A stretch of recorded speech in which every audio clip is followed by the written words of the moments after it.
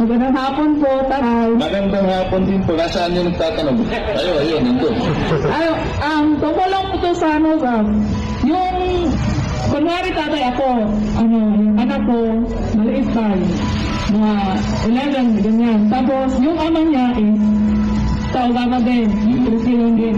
Yung anak ko po ba, automatic po ba na? No. There is no such policy. It cannot be. Because you are denying your son or your child or your daughter the use of her own or his own mind. Remember, we have 40 voluntas fraternitas. If that is the case, nasaan yung voluntas? So, hindi pwede.